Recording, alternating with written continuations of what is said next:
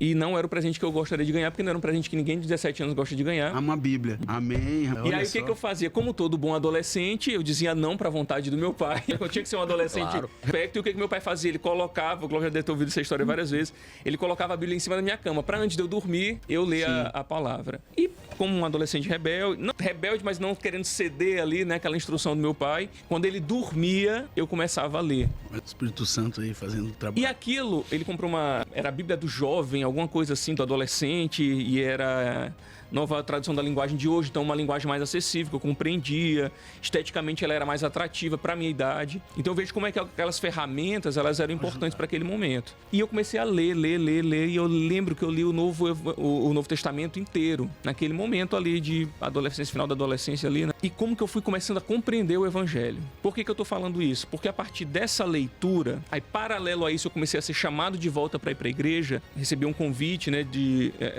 dos pastores que eram amigos do meu pai, para eu sempre estar lá, e aquela ida pelo constrangimento do convite, eu tinha que ir, mas paralelo a isso eu estava lendo. Por que eu estou contando isso? Porque foi essa experiência de leitura que trouxe de fato um alicerce para a minha fé e começou a conduzir a minha caminhada, a minha prática de vida. Então não era apenas mais um evangelho que eu ouvi falar, e aí não só aquilo que eu tinha ouvido na infância, que foi muito importante, aquela semente foi lançada, mas agora de fato eu conhecendo o evangelho, eu tendo aquele relacionamento com Cristo, entender a mensagem evangélica, entender sobre arrependimento, e aquilo começar a conduzir a minha vida.